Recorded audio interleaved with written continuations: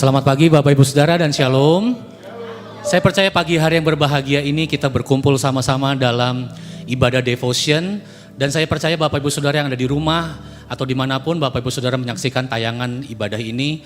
Saya percaya ketika saudara membuka hati untuk Roh Kudus bekerja, Dia akan menerangi mata hati kita dan Tuhan akan terus memberitahukan kehendaknya dalam kehidupan Bapak Ibu Saudara. Mari pagi hari ini saya mengajak kita untuk bangkit berdiri sama-sama. Dan saudara yang menyaksikan secara online, saudara dapat siapkan hatimu, mari kita menyembah Tuhan sama-sama pagi hari ini. Bapak, kami mengucap syukur buat pagi hari ini. Kami berterima kasih, sebab oleh karena kasih dan anugerah-Mu, kami dapat berkumpul pagi hari ini. Dan kami percaya Tuhan, setiap kami berkumpul, kami selalu mendengar firman yang membawakan kekuatan bagi kami.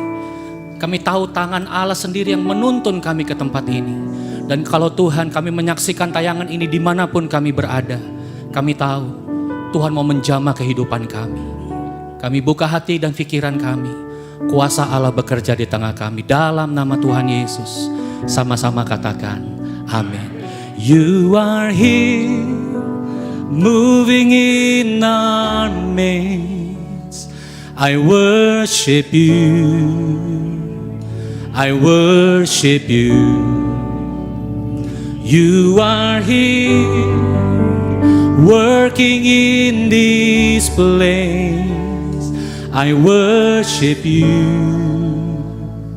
I worship you. You are waymaker, miracle worker, promise keeper, light in the darkness. My God, that is who you are. Say waymaker, waymaker, miracle worker, promise keeper, light in the darkness. My God, that is who you are. You are here, oh Lord. You are here, touching every heart. I worship you, I worship you. Say you are here, healing every heart. I worship you, I worship you. Say you are, oh Lord, miracle worker, promise keeper, light in the darkness. My God, that is who you are. Miracle worker, promise keeper, light in the darkness. My God, that is who you are. You are here, turning lives around. I worship you, I worship you. You are here, mending every heart.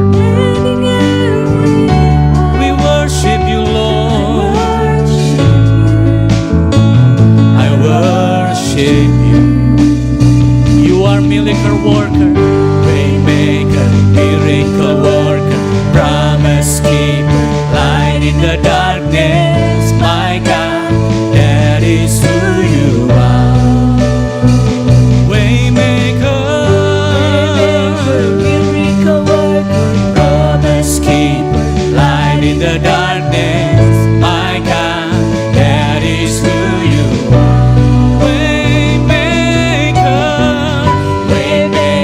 Miracle worker, promise keeper, light in the darkness. My God, that is who you are. You are my waymaker, Lord. Waymaker, hallelujah. Promise keeper, light in the darkness. My God,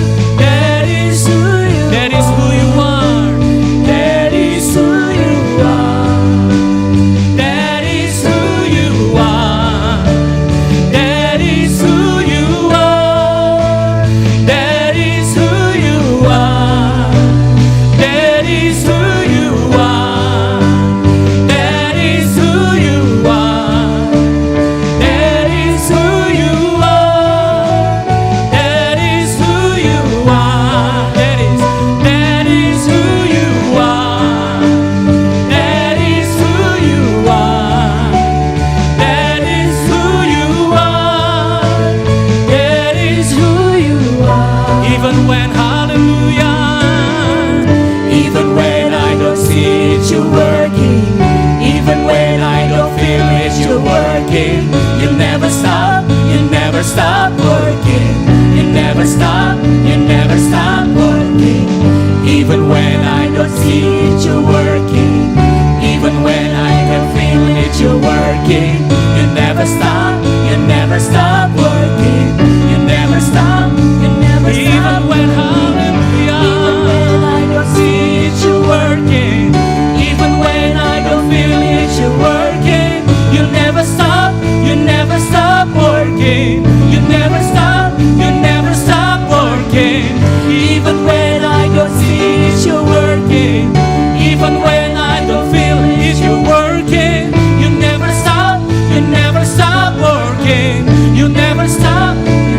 Waymaker, Waymaker, miracle worker, promise keeper, light in the darkness. My God, that is who you are. Waymaker,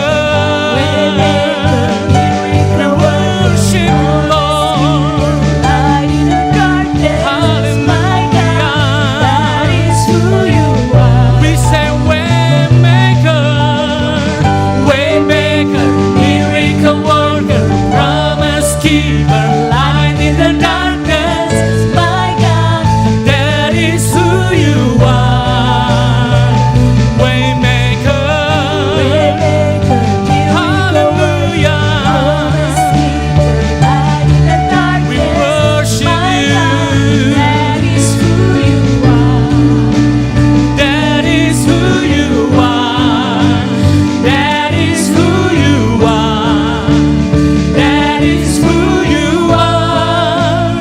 That is who you are. That is who you are. That is who you are. Hallelujah.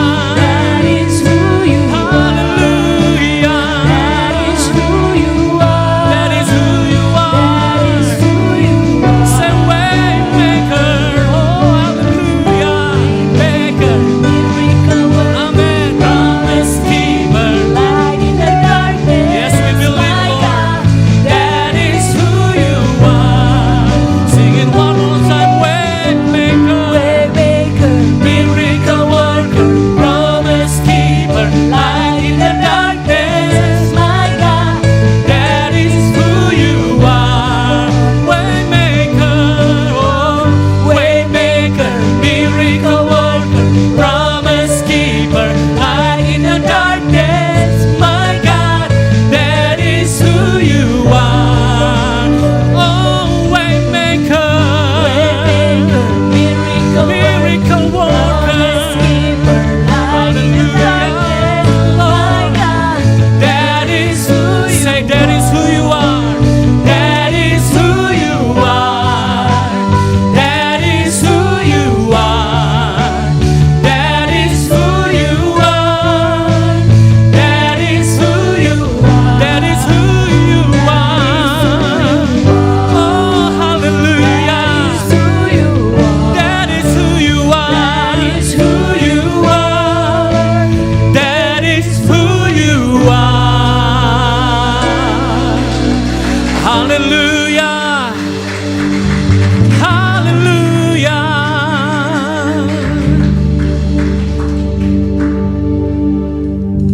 Even when I don't see it, you're working. Even when I don't feel it, you're working. You never stop working. You never stop. Even when I don't see it, you're working. Even when I don't feel it, you're working. You never stop working. Come on, sing it, church. You never stop working. Amen. Even when I don't see it, you're working. Even when I don't feel it, you're working. You never stop working. You never stop working. Even when I don't feel it, you're working. Even when I don't feel it, you're working. You never stop working. You never stop working. Waymaker, miracle worker, promise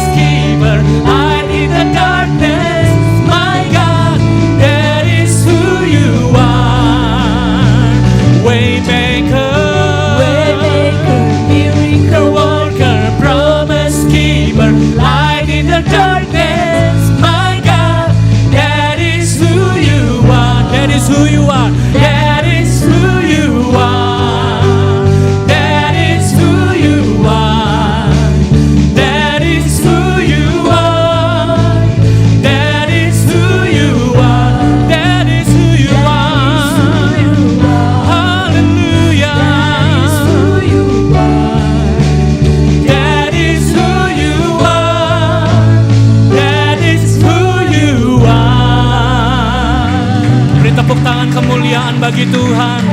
Mari katakan haleluya. Kami tinggikan Engkau Tuhan. Engkau tetap bekerja. Engkau sudah melakukannya di kayu salib 2000 tahun lalu bagi kami. Bagian kami hari ini untuk menggalinya dalam firman-Mu Tuhan. Apa yang kami miliki di dalam Tuhan. Kami memiliki banyak sekali. Itu yang tercantum dalam firman-Mu. Waktu kami membacanya Tuhan, Roh Kudus memberikan pengertian kepada kami, kami tahu. Kami telah menerima bagian yang besar di dalam Kristus Yesus. Terima kasih Bapa, di dalam nama Tuhan Yesus sama-sama katakan. Beri tepuk tangan kemuliaan bagi Tuhan, Bapak Ibu Saudara. Silakan duduk Bapak Ibu. Saudara di rumah terus buka hati. Pada pagi hari ini saya mau undang seorang kekasih Tuhan. Dia akan menyaksikan betapa Tuhan sangat sayang di dalam hidupnya. Dan hari ini waktu dia bersaksi, ada begitu banyak orang diberkati melalui kesaksiannya. Mari kita sambut dengan tepuk tangan Ibu Erni. Mari kita berikan tepuk tangan saudara. Shalom, selamat pagi Bapak Ibu yang saat ini sedang live streaming di rumah dan juga Bapak Ibu sekalian yang saat ini berada di dalam ruangan ini. Puji Tuhan. Sebelumnya saya mengucapkan terima kasih untuk Pak Irwan dan Bu Angelin yang memberikan kesempatan kepada saya. Bang Surya sebagai Devotion Koordinator atas waktunya, terima kasih. Nah, pada pagi hari ini saya mau menyaksikan tentang bagaimana Tuhan membawa saya dari ketidaktahuan saya tentang Dia ke dalam pengenalan saya tentang Dia dan mulai mengerti apa yang menjadi kehendak dan tujuan Tuhan di dalam kehidupan saya. Ada satu firman, dan firman ini saya dapat jauh sebelum saya mengenal Keris ya. Dan pada waktu itu saya dalam situasi yang saya bertanya-tanya, benar nggak sih keputusan saya ini untuk mengikuti Yesus? Dan pada waktu itu saya belum terlalu mengerti bagaimana cara saya membaca firman. Ada Alkitab, saya selalu datang kepada Tuhan, saya tutup Alkitab, saya duduk di depan Tuhan, saya bilang Tuhan, halaman manapun nanti yang saya buka, saya percaya Engkau berbicara kepada saya. Dan pada saat itu, saat saya buka, saya dapat di Yeremia 1 ayat 5-7. Dan saya membaca, sebelum aku membentuk engkau dalam rahim ibumu, aku telah mengenal engkau. Dan sebelum engkau keluar dari kandungan, aku telah menguduskan engkau. Aku telah menetapkan engkau menjadi nabi bagi banyak bangsa. Dan di ayat 7 Tuhan berfirman, janganlah katakan aku ini masih muda, tetapi kepada siapapun engkau kuutus, haruslah engkau pergi. Dan apapun yang kuperintahkan kepadamu, haruslah kau sampaikan. Bapak Ibu, pada saat saya membaca firman ini, ada statement di ayat pertama ya, yang mengatakan bahwa sebelum aku membentuk engkau dalam rahim ibumu, aku sudah mengenal engkau. Itu memberikan saya jawaban atas pertanyaan saya, dan itu meyakinkan saya bahwa keputusan saya untuk menerima Tuhan Yesus itu adalah keputusan yang benar.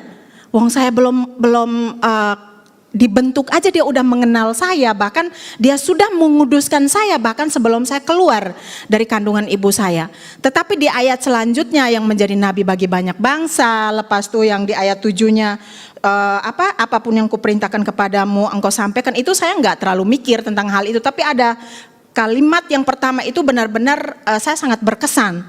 Saya melihat bahwa yes, keputusan saya untuk terima Tuhan Yesus itu udah benar.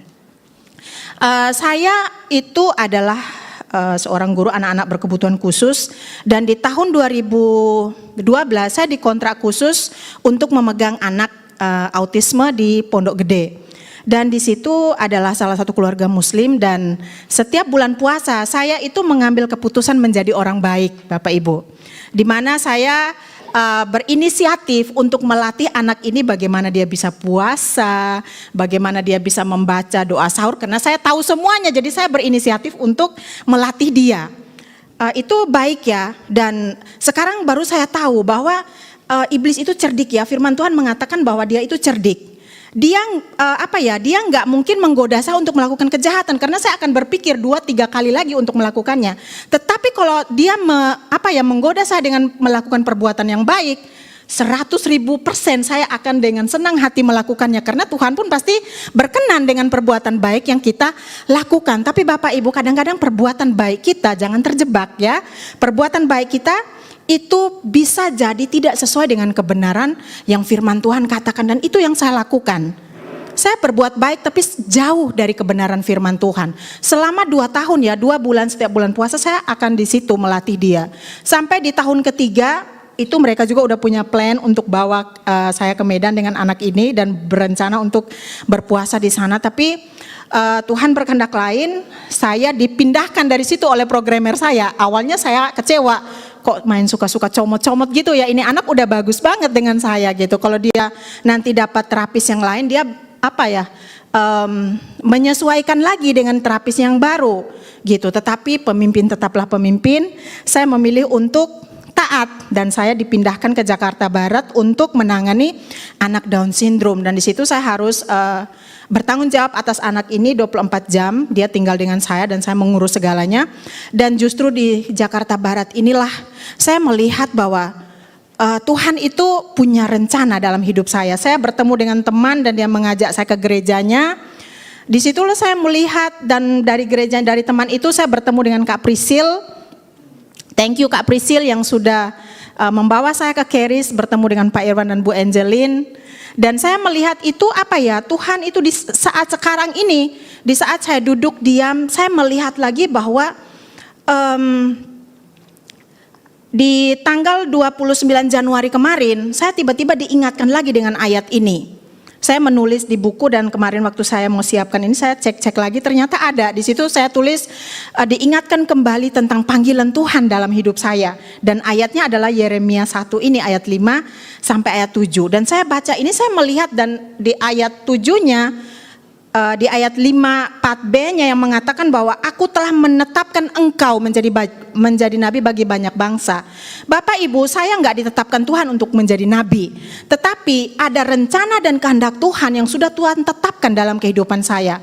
Saya waktu itu saya enggak ngerti, tapi di dalam pengenalan saya saat saya masuk Keris, saya belajar banyak perubahan-perubahan yang terjadi di dalam kehidupan saya. Dulu saya bahkan hidup saya jangankan menjadi berkat bagi diri saya sendiri, berkat bagi orang lain, bagi diri saya sendiri aja saya masih bergumul dengan sakit penyakit, bergumul dengan emosi, bergumul dengan banyak hal, perasaan tertuduh, intimidasi, dan banyak hal lagi yang terjadi dalam hidup saya. Tapi setelah saya masuk Keris, saya benar-benar mengalami kebebasan, kemerdekaan, dan kelepasan yang luar biasa. Dan itu yang memotivasi saya supaya saya bisa membagikan itu kepada orang lain, supaya saya melihat bahwa supaya teman-teman juga bisa mengalami hal yang saya alami saat ini. Jadi saya membuka grup DI ya bagi teman-teman, dan puji Tuhan sekarang ada 10 orang yang ikut bergabung dengan grup DI. Nah, di sini saya bisa melihat bahwa setiap kita itu sudah dilahirkan dengan kehendak dan tujuan Tuhan dalam hidup kita. Tetapi karena ketidaktahuan kita, ketidakmengertian kita yang membuat kehendak Tuhan itu enggak tergenapi dalam kehidupan kita. Kita masih melakukan kesalahan-kesalahan, tetapi kehendak itu, rencana rancangan Tuhan itu enggak pernah hilang teman-teman dari kehidupan kita Bapak Ibu. Tetap ada di dalam kita. Nah, suatu pagi saat saya berangkat ke gereja di bulan Maret kemarin, awal-awal Maret, dan gereja saya karena PPKM masih tutup, jadi Kak Puji ngajak saya ke salah satu gereja di Jakarta Barat. Dan dalam perjalanan saya menuju ke gereja, tiba-tiba Roh Kudus itu mengingatkan saya tentang perjalanan kekristenan saya dari 2006 sampai 2016, dan dari 2016 setelah saya mengikuti Keris sampai saat ini. Gitu, di mana ada perbedaan bahwa pada saat saya di dalam dia, mengenal dia, dengan pada saat saya di mana saya belum mengenal dia sama sekali. Pada saat awal tahun pertama saya di Keris, saya memiliki keberanian untuk mulai membagikan kebenaran itu kepada teman-teman, kepada sepupu saya menuntun dia untuk terima Tuhan Yesus. Dan itu adalah buah yang dihasilkan dari pengenalan saya akan Yesus. Ya, dari hubungan yang saya lakukan, hubungan yang saya bangun dengan dia. Jadi ada buah yang dihasilkan di situ.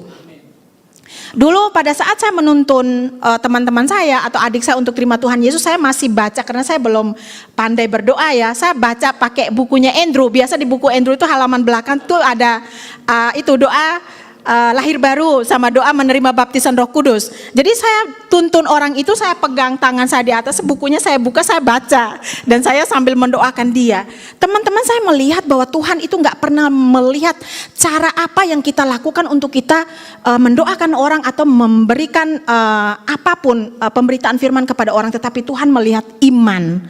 Ya, Tuhan melihat iman kita, iman saya dan iman orang yang saya doakan. Tuhan berkenan kepada iman kita, ya, bukan perbuatan-perbuatan kita, cara-cara yang kita lakukan, tetapi Tuhan bekerja di dalam situ. Dan satu hal yang membuat saya terus melangkah berjalan di dalam Tuhan, saya melihat perjalanan hidup saya itu luar biasa, itu karena tuntunan pertolongan Tuhan gitu, di mana saya nggak ngerti, dibukakan apa sih karunia kamu saat ini. Setiap kita punya karunia, teman-teman, punya bakat, punya talenta yang Tuhan udah taruh di dalam hati kita. Bagaimana kita mengertinya? Jas lekat pada pokok anggur itu ya. Di Yohanes 15 ayat 4 mengatakan, tinggallah di dalam aku dan aku di dalam kamu.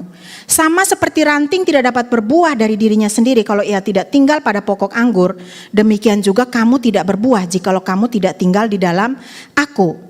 Jadi pelayanan kita, ya, kehendak kita, rencana apapun yang Tuhan taruh di dalam hati kita, tujuan Tuhan atas kita, kita ketahui itu terlahir dari hubungan kita dengan Tuhan. Hanya di dalam Tuhan kita mengerti apa yang menjadi kehendaknya. Dan satu hal, kita nggak perlu puas ya, jangan cepat berpuas diri terhadap apapun yang saat ini Tuhan lakukan dalam hidup kita. Dengan kedekatan saya dengan Tuhan, saya menjadi lebih peka. Pada saat Tuhan mengatakan menaruh sesuatu dalam hati saya belum yakin, saya menulis dan saya mendoakan. Tiba-tiba ada satu waktu Tuhan bilang, Ernie, now is the time, do it. Dan itu benar-benar terjadi gitu. Jadi Tuhan tetap ingin membawa kita ya. Saat ini pekerjaan kita bukanlah His final task untuk kita, atau bukanlah tugas akhir Tuhan dalam hidup kita, bukanlah tempat terakhir Tuhan dalam hidup kita, tetapi Tuhan mau membawa kita lagi kepada satu tempat yang lebih besar, satu pekerjaannya yang lebih besar, tapi Tuhan tetap membutuhkan kerja sama kita di dalam melakukannya. So marilah kita terus mempersiapkan diri kita di dalam Tuhan, terus melekat pada Dia, sehingga Dia akan menunjukkan apa yang menjadi jalan-jalannya di dalam kehidupan kita. Thank you. Kita akan masuk pada persembahan. Kami mengucapkan terima kasih untuk seluruh partner kami yang telah membantu kami untuk memberitakan kabar baik melalui Andrew Wommack Ministry Indonesia dan Charis Bible College Jakarta. Baik Bapak Ibu partner kami yang saat ini hadir di tempat ini secara onsite, juga Bapak Ibu kami, partner kami yang menonton acara ini secara live stream. Mengucap syukurlah dalam segala hal, sebab itu yang Allah kehendaki bagi kita semua. Mengucap syukur untuk keluarga, mengucap syukur untuk studi, mengucap syukur untuk pekerjaan, usaha, mengucap syukur untuk pelayan yang sedang kita jalanin sama-sama saat ini. Saya akan bacakan satu ayat untuk kita semua, terambil dari 2 Korintus 9 ayat 10. Saya akan bacakan. Ia yang menyediakan benih bagi penabur dan roti untuk dimakan. Ia juga yang akan menyediakan benih bagi kamu dan melipat gandakannya dan menumbuhkan buah-buah kebenaranmu. Dari firman tersebut kita dapat melihat satu kebenaran, bahwa apa yang kita perlukan untuk menabur atau memberi, dan apa yang kita perlukan untuk kebutuhan kita sehari-hari secara pribadi, itu semua Tuhan sudah sediakan buat kita. Dan di waktu yang baik ini kami memberikan kesempatan kepada Bapak Ibu, Saudara-saudari yang ingin menabur atau memberi dalam pelayanan Andrew Wommack Ministries Indonesia melalui dana saat ini. Untuk Bapak Ibu yang menonton secara live stream, di layar Bapak Ibu tercantum nomor rekening ministry ini, dan mohon ketika Bapak Ibu memberikan donasi dicantumkan keterangan Charis Devotion. Baik, kita satu dalam doa.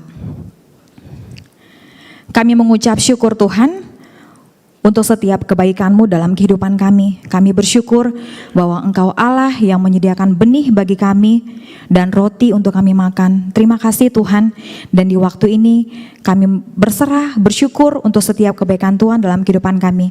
Kami memberi dengan sukacita dan kami menyampaikannya dengan sukacita kepada Tuhan. Terima kasih Bapa untuk kebaikan-Mu, di dalam Kristus Yesus Tuhan kami berdoa. Amin.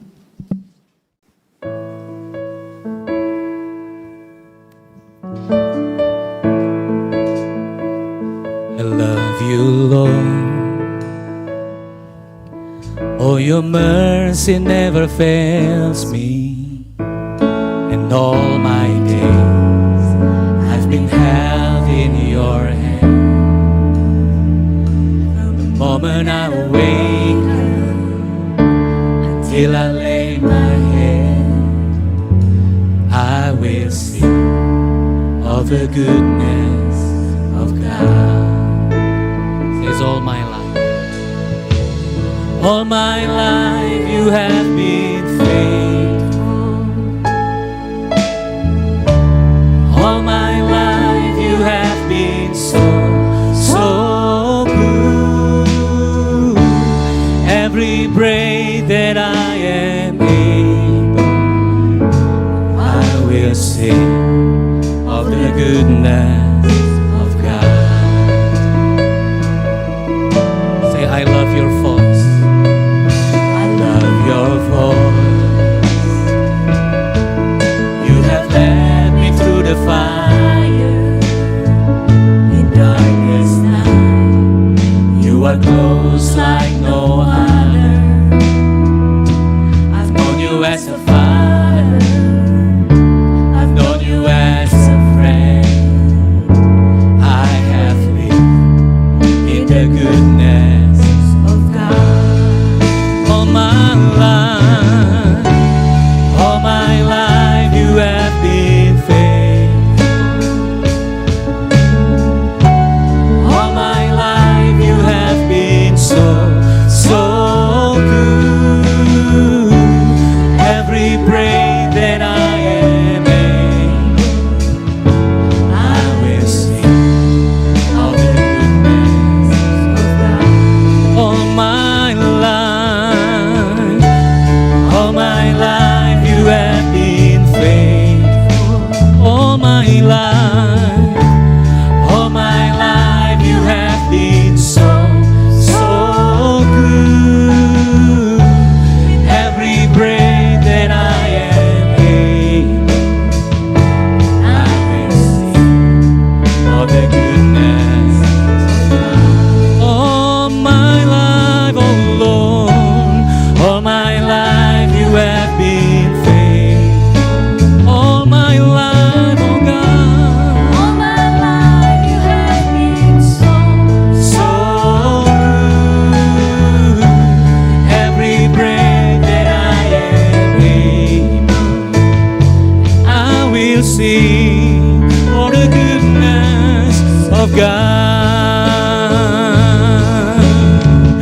Your love is running after me. Your goodness is running after me. With my life laid down, I surrender now. I give you Everything. Your goodness is running after me. Your goodness is running after me. Your goodness is running after me. With my life laid down, surrender now. I give you everything. Your goodness is running after me. Mari bangkit berdiri sama-sama. All my life you have been faithful. All my life you have been so, so good. Every breath that I am able, I will sing of the goodness all my life, oh Lord. All my life you have been faithful. All my life you have been so good. Every breath that I am able, I will sing of the goodness. Mari sekali lagi, all my life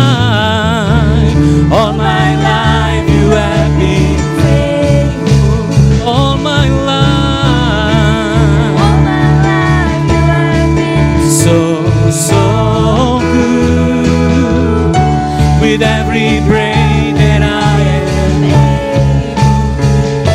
I will sing for the goodness of God. I will sing of the goodness of God.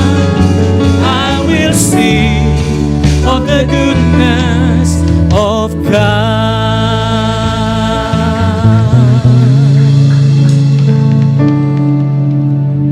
Kau ku sembah,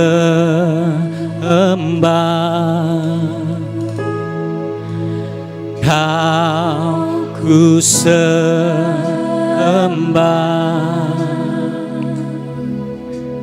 Kau ku sembah,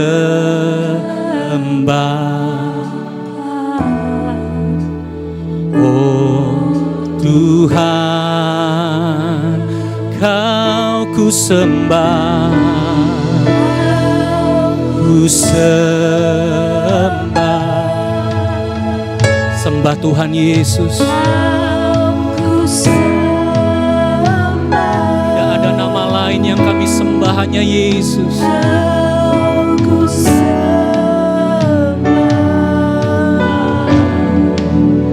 Oh Tuhan, Kau ku sembah,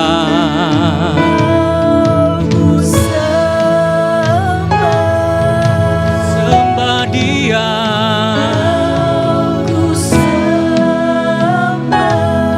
Kami menyembah-Mu Tuhan Yesus. Ku sembah,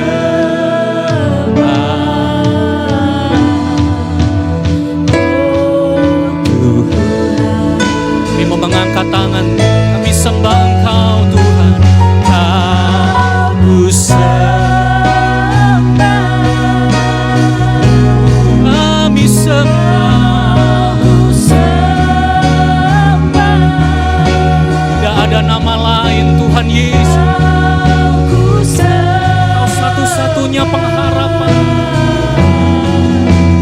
Oh Tuhan, Kau ku sembah,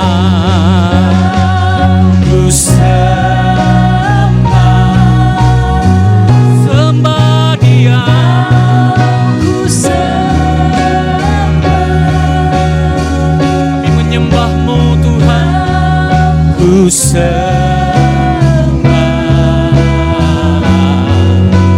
oh Tuhan, Kau ku sembah,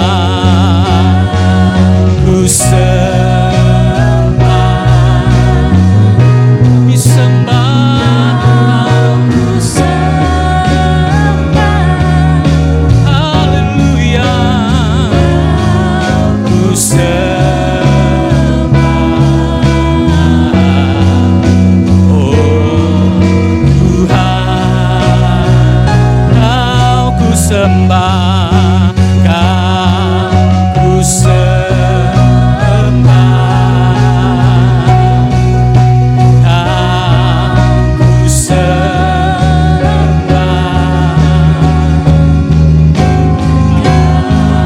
ku sembah, oh Kau ku sembah, Kau ku sembah,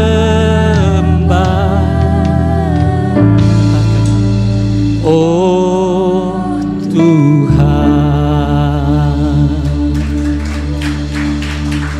Mari angkat tangan sama-sama.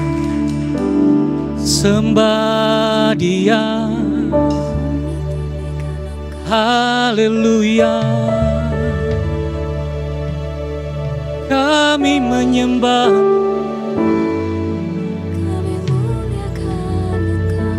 Yesus Tuhan. Kami tinggikan nama-Mu.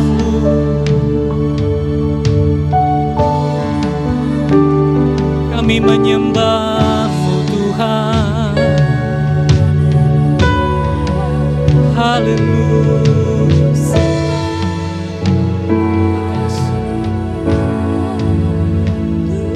Makasih.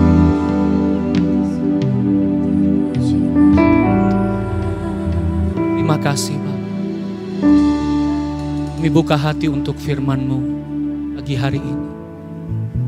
Kau memberkati kami Tuhan. Kami percaya Allah Roh Kudus bekerja dimanapun kami berada. Kami buka pikiran hati kami untuk menerima firman-Mu. Dalam satu nama yang berkuasa di dalam nama Tuhan Yesus. Kami berdoa dan mengucap syukur, sama-sama katakan amin. Beri tepuk tangan kemuliaan bagi Tuhan Yesus.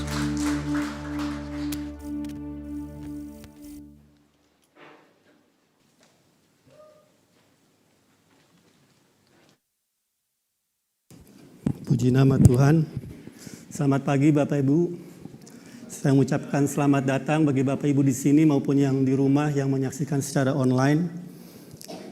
Kita seperti biasa kita akan melanjutkan pada hari ini apa yang telah kita mulai beberapa minggu yang lalu mengenai pengajaran tentang mengetahui kehendak Allah, knowing God's will.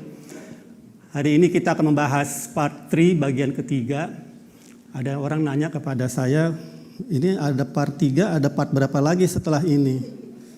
Ya tergantung Pak Surya, kalau saya diundang lagi ada lanjutannya. Kalau diundang terus ya mungkin sampai Tuhan Yesus datang saya akan berkelanjutan membahas ini. Karena ini topik sangat luas Bapak Ibu, ya, mengetahui kehendak Allah. Saya yakin semua kita ingin mengetahuinya. Maka itu kita ada di sini. Nah, saya sudah memulai di sesi pertama bulan lalu, 2 bulan yang lalu, mengatakan bahwa setiap dari kita memiliki rencana Tuhan atas hidup kita. Tadi Mbak Erni terima kasih untuk kesaksiannya yang sangat luar biasa. Dia meneguhkannya, ya, dan Tuhan tidak mengecualikan siapa-siapa, bahwa setiap kita yang lahir ke dunia ini punya rencana ilahi atas hidupnya. Itu ada di Yeremia 29, ada di Mazmur 139. Dan rencana Tuhan tidak berubah, kita berubah, Dia tidak berubah. Jadi kalau kita mau ingin tetap melakukan rencana Dia atas hidup kita, ya kita harus berbalik arah, mengikuti cara Dia bukan cara kita. Ya, itu yang terjadi kepada bangsa Israel dan kepada kita semua yang kalau kita selama ini telah meleset dari Tuhan, berpaling dari Tuhan, menjauh dari Tuhan, atau kata yang mungkin bahasa rohaninya murtad. Ya murtad itu kan masih ada kesempatan untuk kembali Bapak Ibu. Jangan kita langsung write off orang tuh sudah menyangkal Tuhan seolah-olah dia tidak punya ada harapan. Selama dia bernafas dalam hidup ini, kesempatan itu masih ada. Ya, jadi kita jangan nutup mata terhadap orang yang kelihatannya di mata kita sudah tidak punya harapan. Selama dia masih bernafas, selalu ada pengharapan. Ya, kita perlu mendoakannya. Dan setiap dari kita bisa mendengar Tuhan. Kenapa? Ya kalau kita lahir ke dunia ini kita bisa mendengar suara orang tua kita. Kalau kita dilahirkan ke dalam kerajaan sorga, kita bisa mendengar suara Bapak kita. Nggak usah dibuat sulit dengan segala macam doktrin, Anda bisa mendengar dari Tuhan. Pertanyaannya bukan bisa mendengar dari Tuhan atau tidak, mau nggak mendengar dari Tuhan. Itu keputusan bukan di dia, di kita. Nah, seringkali kita nggak sadar bahwa di dalam hidup ini ada banyak suara. Bukan hanya ada suara Tuhan. Ada suara Tuhan, ada suara iblis, ada suara teman-teman kita, ada suara mantan-mantan kita. Benar nggak? Ada yang ketawa, ada yang enggak. Masih ada yang luka hati kayaknya mengenai masa lampau. Dan bahkan yang nggak berbentuk pun punya suara. Contohnya tiap 5 tahun kita mengambil suara, pungut suara. Setelah hasilnya keluar, rakyat telah bicara. Kapan rakyat bicara? Lewat pungut suara. Nah, yang paling nyata adalah bagi ibu-ibu rumah tangga. Pergi aja ke Plaza Indonesia, toko-toko pun berbicara. Apalagi ada tulisan 50% diskon. Cara toko berbicara kepada istri berbeda dengan cara toko berbicara kepada suami. Benar nggak? Nah, jadi semua punya suara di dunia ini. Suara mana yang kita mau dengar? Nah, pilihan itu ada di kita, bukan di Tuhan. Adam dan Hawa mendengar suara yang bukan dari suara Tuhan. Seluruh kehidupan manusia berubah haluan jalannya. Kalau Anda dengar suara yang salah, jalan hidupmu juga bisa salah nanti. Nah, tapi nggak usah takut karena kita punya Tuhan yang berbicara kepada diri kita. Cara dia berbicara kepada kita bisa lewat beragam macam cara. Kita sudah bahas itu di sesi kedua. Saya nggak mau ulang-ulang lagi. Tetapi yang paling sering dia berbicara kepada kita adalah lewat firman-Nya. Kenapa? Ya ini bahasanya dia. Kalau Anda mau tahu kehendak orang tuamu, Anda mau tahu kehendak sekolahmu, Anda mau tahu kehendak teman-temanmu, Anda ikuti perkataan mereka. Anda mau tahu kehendak Tuhan, Anda ikuti perkataan Tuhan. Ada di mana perkataan Tuhan? Di Alkitab. Anda nggak perlu ke Israel. Just open your Bible. Buka Alkitabmu. Jangan membuat kekristenan rumit. Agama membuat kekristenan sangat rumit. Just open your Bible and He will speak to you. Nah, ini yang saya mau dalamin sekarang. Ya. Karena ada banyak suara yang kita sudah bahas.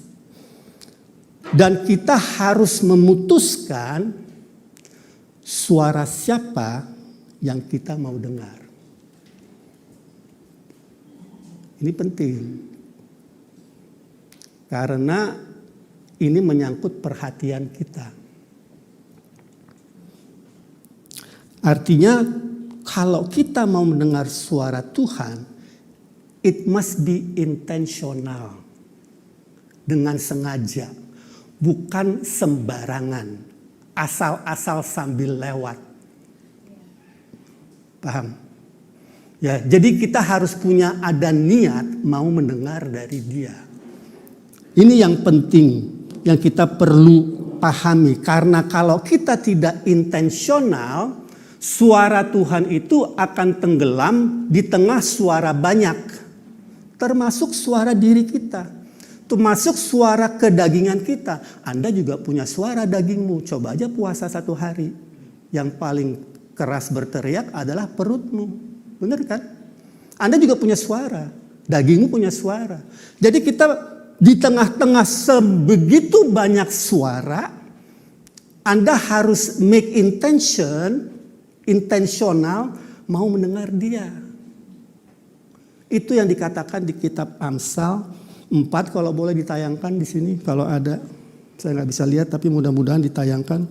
Amsal 4 ayat 20-22 dikatakan, hai anakku, perhatikanlah perkataanku, arahkanlah telingamu kepada ucapanku, janganlah semua itu menjauh dari matamu, simpanlah itu di lubuk hatimu, telinga, mata, hati. That is how you do something intentional in your life.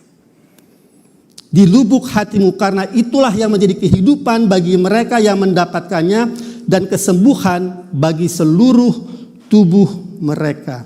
Kalau Anda ingin mendengar Tuhan, ingin mengetahui kehendak-Nya, Anda harus memberikan perhatian yang melibatkan telinga, mata, dan hati.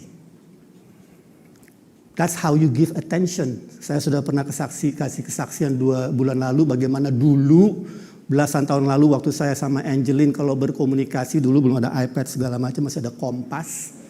Dia bicara, saya kasih telinga, mata saya ke kompas, hati saya ke kompas. Oh iya, iya, iya. Oh iya, iya, iya. Kalau Anda seperti itu mendengar Tuhan, Anda nggak akan mendapatkan apa-apa. You have to give it value. Jangan nomor duakan dia. Saya tahu Anda nggak bermaksud seperti itu. Saya juga nggak bermaksud seperti itu. Tapi sesungguhnya itulah yang kita lakukan. Nggak heran hidup saya nggak bertumbuh. Karena apa? Kenapa? Karena saya tidak memberikan telinga, mata, hatiku kepada firman Tuhan. Perkataannya. Karena perkataannya mengandung kehendaknya. Tuhan bukan hanya ingin berbicara kepada kita, Bapak Ibu. Tuhan bukan hanya berbicara kepada kita, tetapi dia ingin memberikan pengertian. Nah, ini topik hari ini, understanding. God wants to give us understanding. Dia hanya bukan sekedar mau ngobrol-ngobrol sama kita, walaupun dia sangat suka berbicara kepada kita. Tetapi yang lebih penting lagi, dia ingin memberikan pengertian kepada kita. Orang tua kita pada waktu kita masih kecil, mereka berbicara, mereka memberikan perhatian, kasihnya, ngobrol. Tapi mereka juga ingin memberikan pengertian kepada kita. Orang tua di dunia, apalagi orang tua di sorga. Alangkah tidak bertanggung jawabnya Allah kita kalau dia tidak memberikan kepada kita pengertian. Karena kita selama ini tidak memperhatikannya, kita tidak mengerti, tidak menyadari bahwa dia mau memberikan pengertian kepada kita, understanding kepada kita. Jadi ini penting Bapak Ibu. Kalau kita lihat di Markus 4 ayat 9, dikatakan begini di TB-nya. Markus 4 ayat 9. Siapa mempunyai telinga untuk mendengar, hendaklah ia mendengar. Nah ini di TB. Jadi kesannya ini dua kali, mendengar dua kali. Sebenarnya tidak seperti itu. Kalau Anda baca di slide berikutnya, di New Living Translation, dikatakan begini, anyone with ears to hear should listen and understand. Siapa punya telinga untuk mendengar, hendaklah dia memperhatikannya dan memahaminya. Harus ada pengertian di dalamnya. Jadi ada perbedaan antara hear, mendengar, dan listen. Mendengar juga bahasa Indonesianya, nggak dibedakan. Tetapi dalam bahasa Inggris, to hear and to listen, dua hal yang berbeda. Kalau kita lihat di slide berikutnya, Merriam-Webster mendefinisikannya seperti ini. Antara to hear and to listen. Hearing adalah the process, function, or power of perceiving sound, suara.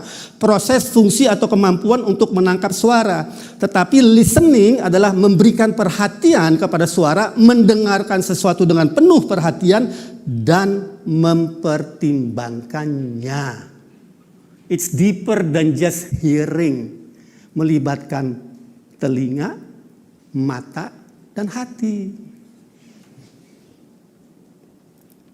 Jadi ini sesuatu yang penting untuk kita pahami, bahwa Tuhan bukan hanya sekedar ingin bicara kepada kita, tapi Tuhan ingin memberikan pengertian kepada kita.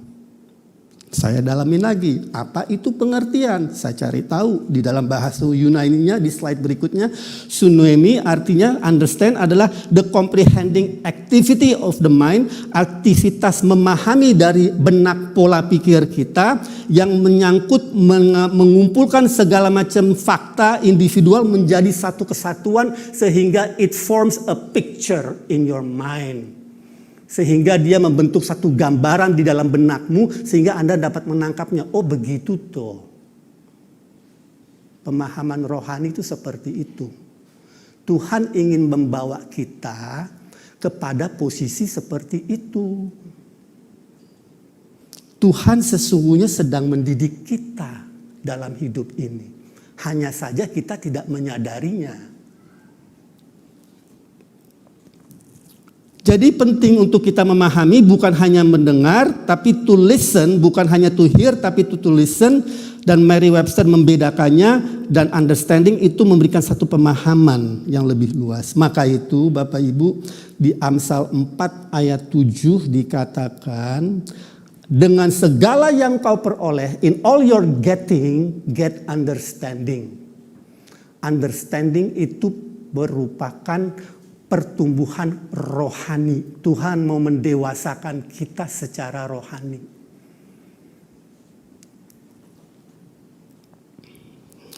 Ya, jadi bukan hanya sekedar mendengar Tuhan yang kita bicarakan di sini, tapi lebih kepada memahami dan mengerti apa yang Dia ingin sampaikan kepada kita.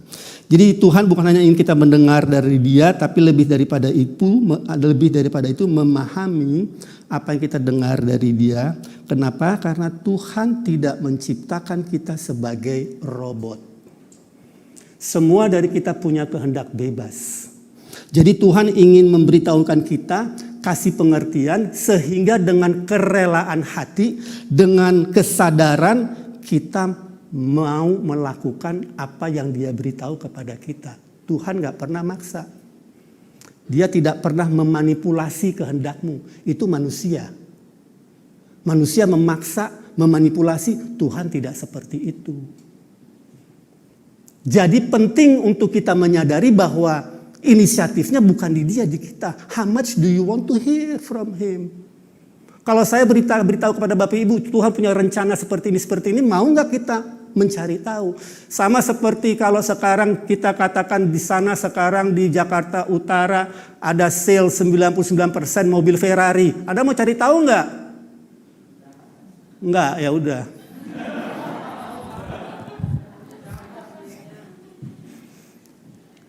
Tuhan, mendengar Tuhan lebih penting dari Ferrari. Karena sekarang di Jakarta ini kan banyak mobil-mobil mewah. Ya, jadi anak-anak muda mungkin lebih tertarik kepada hal-hal seperti itu. Walaupun dulu waktu saya muda, saya gak kepingin karena gak mampu. Jadi kita harus memberikan nilai kepada apa yang kita ingin dengar dari Tuhan. Dan penilaian itu ditunjukkan lewat sikap kita dalam hidup ini. Ya, jadi Tuhan ingin memberikan pengertian kepada kita.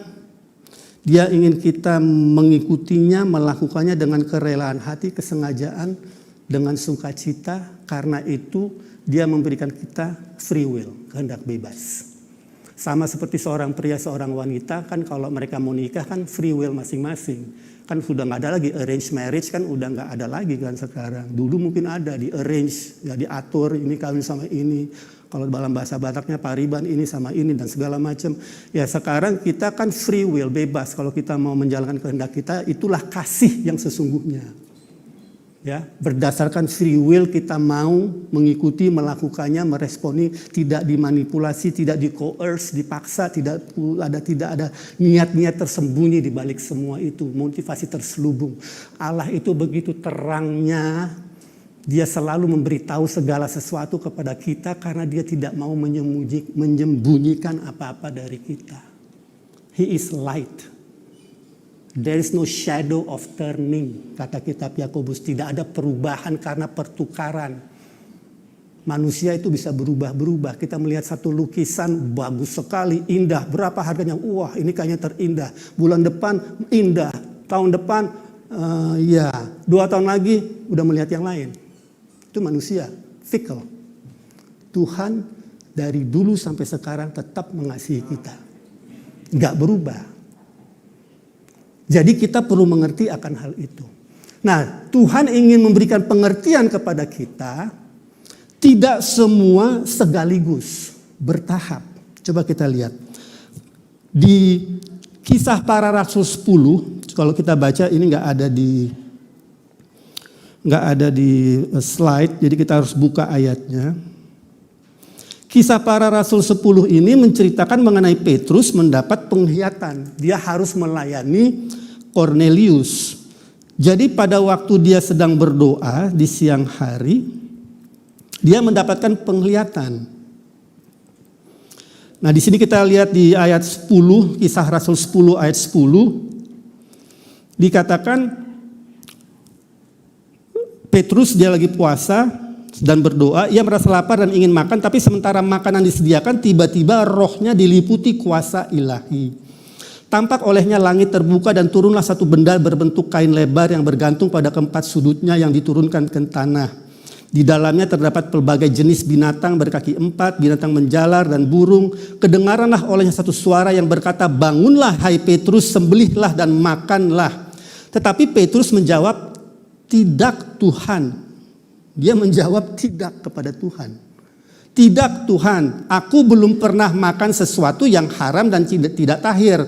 Kedengaran pula untuk kedua kalinya suara yang berkata kepadanya, apa yang dinyatakan halal oleh Allah, tidak boleh engkau nyatakan haram. Hal ini terjadi sampai 3 kali dan segera sesudah itu terangkatlah benda itu ke langit. Kenapa 3 kali? Karena Tuhan ingin meyakinkan. Tuhan tidak ingin memaksa. Tuhan tidak ingin memanipulasi. Tuhan ingin kita fully persuaded, sepenuhnya diyakinkan.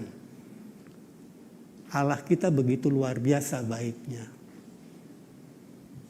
Dia panjang sabar, bersedia menunggu sampai kita sepenuhnya diyakinkan. Jangan ojok-ojok orang masuk ke keris sampai mereka sepenuhnya diyakinkan harus masuk keris. Saya selalu katakan itu kepada teman-teman. Nggak perlu. Karena jangan diiming-iming, jangan dipaksa-paksa sampai fully persuaded.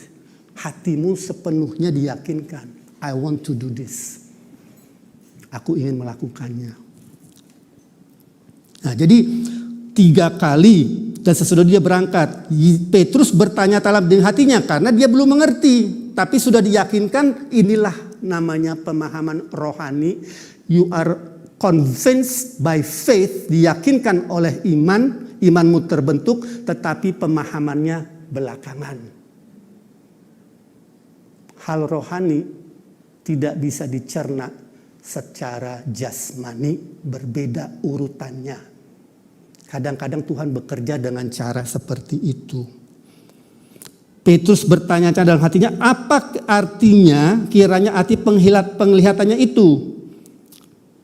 Nah, di ayat 19, Petrus lagi berpikir mengenai penglihatan itu, Roh Kudus berkata ada 3 orang turun ke bawah, pergilah bersama dengan mereka.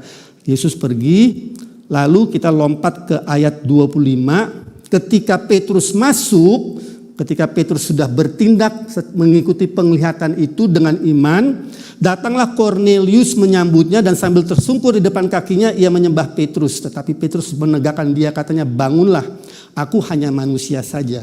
Dan sambil bercakap-cakap dengan dia, ia masuk mendapati banyak orang sedang berkumpul. Lalu Petrus berkata kepada mereka, kamu tahu betapa kerasnya larangan bagi orang Yahudi untuk bergaul dengan orang-orang yang bukan Yahudi untuk masuk ke rumah mereka. Orang Yahudi tidak boleh masuk ke rumah orang non-Yahudi. Tetapi Petrus dengan taat sudah dipersiapkan hatinya, belum ada pengertian, dia taat mengikutinya, dia melakukannya, lalu dia baru mengerti. Ayat 29, itulah sebabnya aku tidak berkeberatan ketika aku dipanggil lalu datang kemari. Sekarang aku ingin tahu apa sebabnya kamu memanggil aku. Kita lompat ke ayat 34. Lalu mulailah Petrus berbicara, sesungguhnya aku telah mengerti. That is the understanding yang dia peroleh. Bahwa Allah tidak membedakan orang.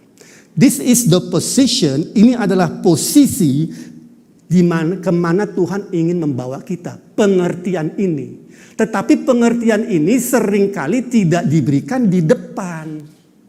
Tetapi di belakang. Kalau Anda lihat Ananias di Kisah Para Rasul 9, di situ pengertiannya diberikan sebelum dia bertindak. Itu kasus yang berbeda.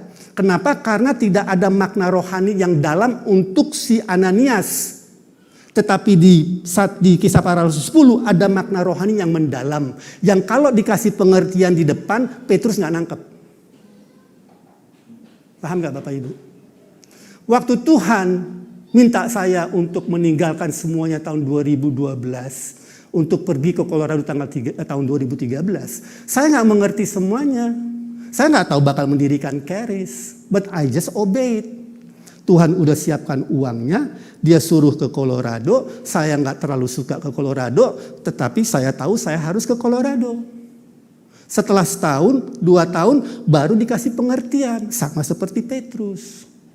Kadang-kadang Anda harus bertindak berdasarkan secuil informasi yang Anda miliki dari Tuhan. Dan bertindak dengan iman.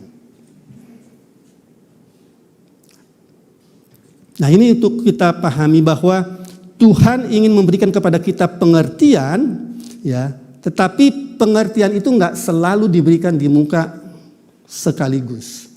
Seringkali dan lebih sering saya lihat dia memberikannya kepada kita secara bertahap. Kenapa?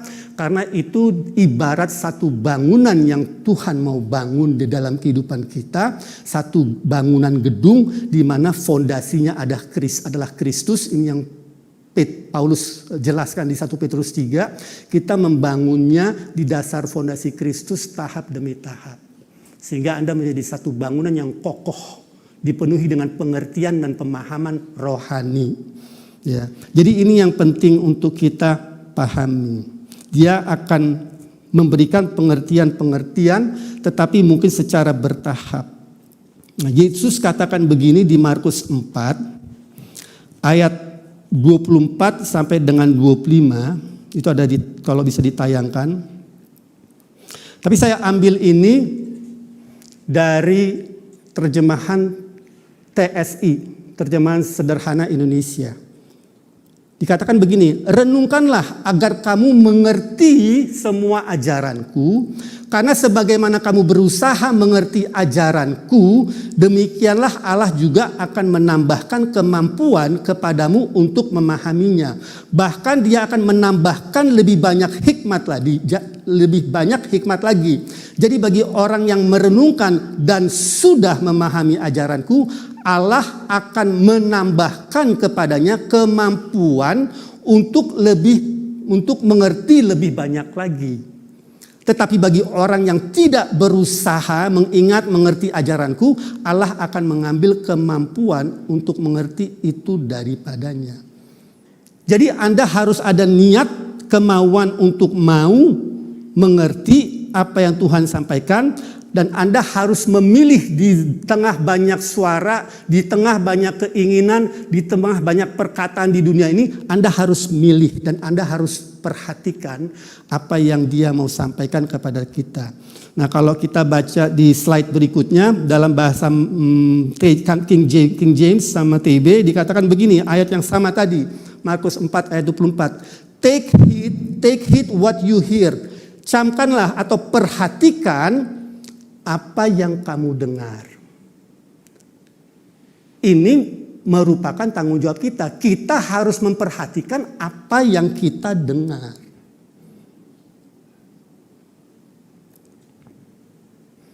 Kenapa? Saya akan lompat, tapi nanti akan kembali lagi. Coba lihat slide berikutnya. Di sini dikatakan take heed what you hear. Di slide berikutnya, take heed how you hear. Anda nangkep gak ini? Perhatikan apa yang Anda dengar.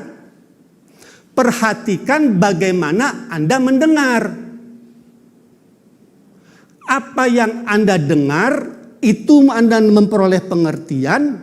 Pengertian itu membentuk dirimu. Dan dirimu itu nanti akan menentukan bagaimana Anda mendengar di kemudian hari.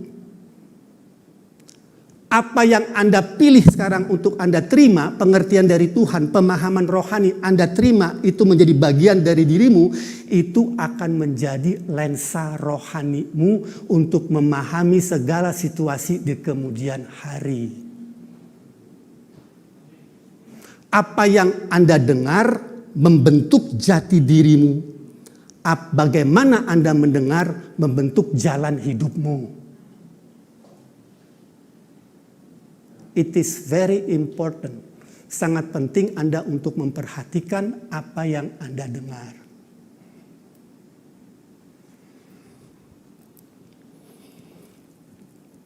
Saya biarkan Bapak Ibu sejenak merenungkannya.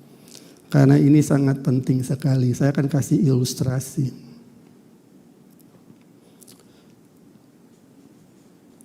Dulu waktu saya di Colorado, di tahun pertama, kita punya seorang teman dari Filipina, seorang wanita yang luar biasa, penginjil. Dia itu sebelum ada di Charis di Colorado, dia melakukan penginjilan ke Afrika. Datang dari keluarga yang tidak berada, tapi punya hati untuk Tuhan dengan sangat luar biasa wanita ini. Dia pergi ke Afrika, penginjilan, bertemu dengan seorang pria yang kaya raya dari Jerman, yang juga sedang melakukan penginjilan di Afrika.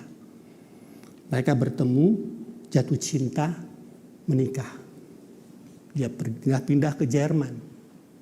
Dia pindah ke Jerman, ternyata pria ini begitu kaya, keluarganya tinggal di kastil. Mereka nikah, punya anak dua. Dan dalam hidupnya, karena ini orang kaya, ya dimanjakanlah kehidupannya. Ya kan, bangun siang-siang, jadi agak sedikit ada perubahan dalam kehidupannya. Tapi itu bukan poinnya. Poinnya adalah setelah 10 tahun pernikahan, suaminya berselingkuh dan menemukan wanita yang lebih muda dan menikah dengan wanita yang muda itu, meninggalkan si wanita dari Filipina ini. Entah bagaimana si wanita dari Filipina ini tidak memperoleh alimoni, ya, nggak dibiayain dan segala macam. Saya nggak mengerti latar belakangnya kenapa. Tapi dia sudah punya 2 anak. Dan dia kembali mencari Tuhan, dia ke Charis di Eropa. Lalu karena dia nggak punya banyak uang, ya dia banyak didukung oleh teman-temannya.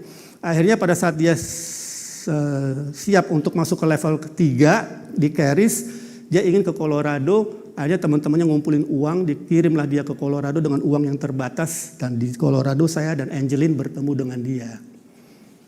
Ini orang sangat luar biasa karena banyak mujizat dalam hidupnya. Jadi kalau dia nggak punya mobil, jadi kalau ke sekolah di sana, kalau di Colorado nggak punya mobil susah Bapak Ibu, karena apa-apa kan jauh. Jadi dia jalan ke sekolah atau naik bis atau apapun ya. Nah kalau dia jalan kadang-kadang ketemu pensil di jalan, dia ambil, wah Tuhan mengasihiku, Tuhan memberkatiku, lihat dengan pensil yang aku temui tengah jalan. Kadang-kadang dia ketemu apa di tengah jalan, wah Tuhan, dia pokoknya punya hati untuk Tuhan luar biasa. Nah saya nggak meragukan itu. Yang saya mau beritahukan adalah begini. Suatu hari saya, Angeline sama dia bersepakat dalam acara Paskah untuk melayani orang-orang yang prasejahtera. Kita mau beli makanan untuk mereka. Jadi saya, Angeline dan wanita ini pergi ke restoran, kita beli makanan, Chinese food. Kita mau beli, kita mau bawa ke tempat, ke rumah di mana kita mau melayani orang-orang yang kekurangan lah istilahnya.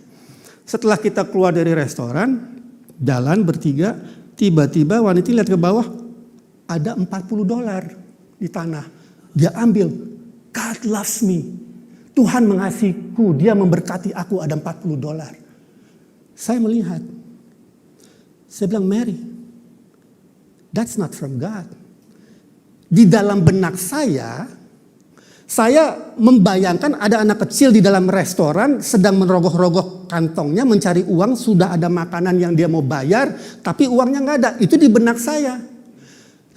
Itu it's not from God. Kita harus masuk ke dalam, kita kembalikan uang ini.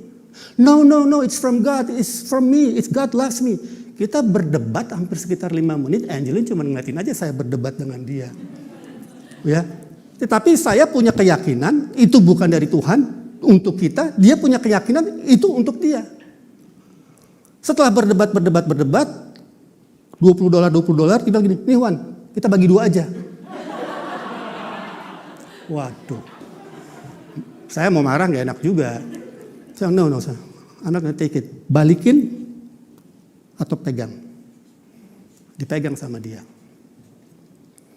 Terus kita pergi, kita melayani. Sebulan kemudian di sekolah, di Charis, ada pembicara. Pembicara ini memberikan kesaksian bahwa kalau kita menemukan sesuatu, dia kasih kesaksian mengenai pengalaman hidupnya. Dia ada di Walmart, di parkiran Walmart. Kalau Bapak Ibu ke Walmart itu parkirnya besar sekali. Dia menemukan uang di tanah. Dia ambil, dia masuk ke dalam Walmart ke kasir mengembalikannya. Itu jalan dari parkiran ke dalam Walmart itu bisa 5 menitan. Lutz ini kan hipermarket besar sekali. Nah, dia berikan kesaksian begini, if it does not belong to you, don't take it. Nah, saya mau katakan begini kepada perempuan ini, saya nggak maksud meremehkan dia, saya nggak maksudkan menjelekkan dia, meninggikan saya mau kasih kepada Bapak Ibu pemahaman rohani. God loves you, yes. God wants to bless you, yes. But the way He blesses you is not the way you think. Ngerti? Cara Dia memberkatimu belum tentu dengan cara yang kamu mau. Lensamu lensa siapa? Lensa yang mana? Paham gak Bapak Ibu? Jadi lensa kita seringkali ditentukan oleh kebutuhan kita. Jadi kita mendatangi Tuhan, mau mendengar Tuhan hanya untuk memenuhi kebutuhanku. Kalau Anda seperti itu jalan hidupmu, yang Anda capai bukan kehendak Tuhan, kehendakmu. Kita sedang bicara bagaimana mengetahui kehendak Tuhan. Kita mau memenuhi kehendak Tuhan atau memenuhi kehendak kita. 10 orang kusta, 9 itu hanya mau memenuhi kehendaknya dia. Gue sakit, gue mau sembuh. Setelah berjumpa dengan Tuhan Yesus, I'm going back to my life. Dengan cara seperti itu, Anda gak akan menemukan kehendak Tuhan atas hidupmu. Paham? Jadi ini penting untuk kita pahami, Tuhan mengasihi, Tuhan ingin memberkati. But God's way might not be your way. Maka itu berubahlah oleh pembaharuan budimu. Agar engkau mengetahui mana kehendak Allah yang baik, yang berkenan, yang sempurna. Artinya rubah dong lensamu. Jangan hanya me melulu. Karena He knows me better than I know myself. Dia lebih tahu saya daripada saya tahu diri saya. Dia lebih tahu kebutuhan saya apa over the long term. Dalam jangka panjang dia tahu kebutuhan saya apa. Saya hanya melihat kebutuhan saya sekarang. Paham? Pengajaran ini agak sedikit dalam. Tapi maknanya kalau Bapak Ibu bisa tangkap, Bapak Ibu akan mulai menjalani kehidupan yang berbeda. It's not about just hearing God. Ini bukan hanya mendengar Tuhan.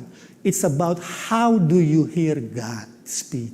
Bagaimana Anda mendengar Dia. Maka itu di Charis kita mengajar Anda untuk mengubah pola pikirmu. Kita ada di dunia, tapi kita bukan dari dunia lagi. Kita sudah dipindahkan dari kerajaan gelap kepada kerajaan sorga, kerajaan terang. Pola pikir kita belum berubah. Karena pola pikir kita belum berubah, kita masih pakai lensa duniawi untuk melihat makna rohani. Nggak nyambung. Paham? Anda harus merubah pola pikirmu karena perkara-perkara rohani hanya bisa diraih dengan cara-cara ilahi. Cara-cara ilahi itu berbeda seringkali dengan cara-cara duniawi. Contoh yang paling nyata, kalau saya mau punya uang, saya ngambil, saya terima sebanyak mungkin. Di kerajaan sorga, beri, maka engkau akan diberikan. Terbalik. Lensamu, lensa yang mana? Kalau Anda sekarang punya kebutuhan uang, apa kata Alkitab? Beri. Itu lensanya sudah berbeda.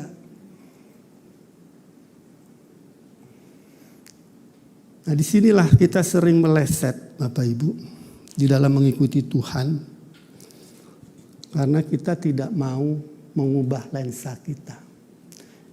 Cara kita mengubah lensa kita adalah dengan cara kita memilih apa yang kita dengar. Dan let your mind be renewed by it. Caranya my mind renewed by it diubahkan bagaimana? Telinga, mata, hati. Semua orang bisa mengalaminya kok. It's up to you. Mata-matamu, telinga-telingamu, hati-hatimu. Jangan salahkan orang lain. Nah, kalau Anda ikuti ini, apa yang saya ajarkan, Anda akan mengalami perubahan yang sangat luar biasa. Coba lihat Efesus 5 ayat 17 apa yang dikatakannya. Efesus 5 ayat 17, sebab itu janganlah kamu bodoh, tetapi usahakanlah supaya kamu mengerti kehendak Tuhan. Not just knowing it, but understanding it. Karena Tuhan ingin kita melakukannya dengan kerelaan hati dan kesengajaan. Kenapa? Karena Dia menghargai kita punya kehendak bebas. Dia menghargai dan menghormatinya. Ya, saya akan berhenti dengan satu ayat. Nah, ayat ini saya ambil dari Kolose 1 ayat 9 di terakhir. Ini telah menjadi doa saya selama 10 tahun.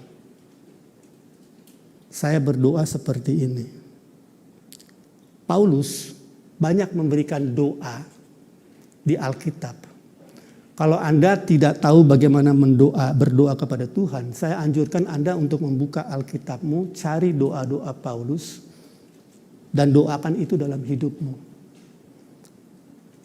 Di sini dalam bahasa Inggrisnya Kolose 1 ayat 9. For this cause we also since the day we heard it do not cease to pray for you and to desire that you might be filled. So dia berdoa agar kita dipenuhi dengan pengetahuan akan kehendak Allah dengan segala hikmat dan pemahaman rohani. God wants to give you understanding. Karena Dia begitu mengasihi kita. Dia ingin kita bertumbuh dewasa. Dia ingin kita memiliki hikmat. It's all part of His plan. Itu merupakan bagian dari rencananya. Sehingga nanti Anda apakah di dalam gereja, di sekuler, sebagai dokter, pengusaha, polisi, tentara, apapun profesimu, panggilan kita semua adalah untuk menjadi serupa segambar dengan Yesus dimanapun kita ditempatkan. Dan Dia ingin kita mengetahui cara memahami kehendaknya di dalam segala situasi. Sehingga kalau Anda menemukan uang $1 juta di lantai, Anda tahu harus melakukan apa. Karena begini, saya tanya sama Bapak Ibu. Kalau seumpamanya sekarang Anda mendapatkan penglihatan atau mimpi atau apapun juga namanya, tiba-tiba penglihatan itu mengatakan, Irwan, kamu akan menerima $1 juta 1 bulan lagi. Bagaimana lensamu memprosesnya? Apakah saya akan langsung memikirkan mobil, rumah, liburan? Is that how lensa saya seperti itu? Atau saya bilang, wah, aku bisa bantu orang-orang miskin. Aku bisa bantu-bantu orang yang punya kebutuhan. Aku bisa memberitakan Injil. Lensamu seperti apa?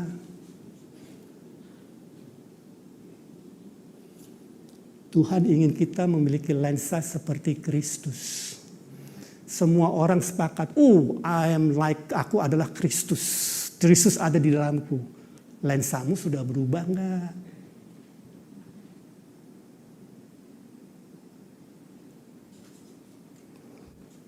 Tuhan ingin kita mengubah cara berpikir kita, lensa kita, karena masa depan kita luar biasa.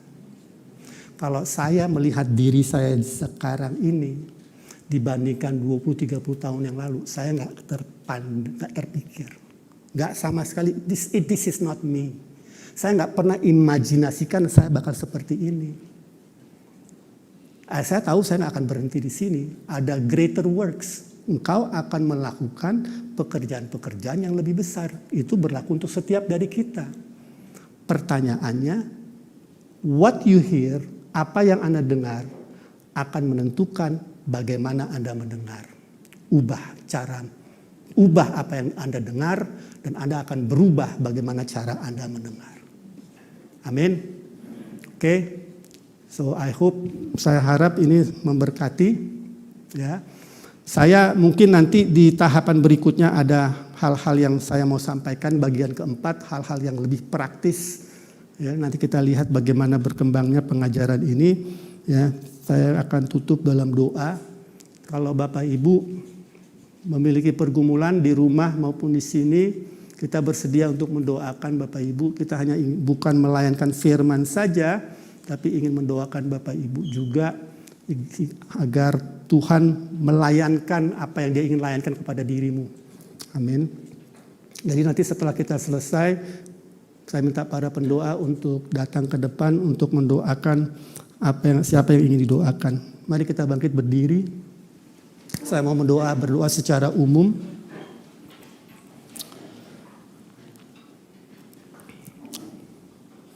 Bapak, kami mengucap syukur bahwa setiap dari kami, baik di sini maupun yang menonton secara online, tidak terluput dari perhatian-Mu. Kami bersyukur bahwa Engkau tidak berubah. Engkau Allah yang tetap sama dahulu, sekarang, sampai selama-lamanya. Dan kasih-Mu pun tidak berubah bagi setiap kami. Kami tahu Engkau punya rencana yang luar biasa untuk setiap kami. Oleh karena itu Bapa, kami mengucap syukur untuk kebenaran firman Tuhan yang kami boleh dengar hari ini. Bahwa apa yang Kau ingin sampaikan, kami akan menjunjung tinggi sebagai hal yang terpenting dalam kehidupan kami. Perkataan-Mu. Tuhan Yesus berkata, perkataan-perkataanku adalah roh dan hidup. Dan kami akan memperlakukannya seperti itu. Bahwa itu adalah roh dan kehidupan kami. Dan kami bersyukur untuk apa yang Tuhan Yesus telah raih dan lakukan bagi kami di atas kayu salib. Aku ucapkan berkat-Mu atas anak-anak-Mu di sini maupun yang di rumah. Engkau bekerja di dalam hati mereka untuk menyatakan, mengkonfirmasikan kasih-Mu yang begitu luar biasa. Dan kami percaya Tuhan, jalan hidup mereka akan berubah. Terpujilah nama-Mu kekal selama-lamanya. Dalam nama Yesus Kristus kami ucap syukur. Haleluya. Amin. Terima kasih Bapak Ibu. Bagi yang ingin didoakan, saya persilakan kalau mau untuk maju ke depan. Sementara pendoa akan mendoakan. You want me well.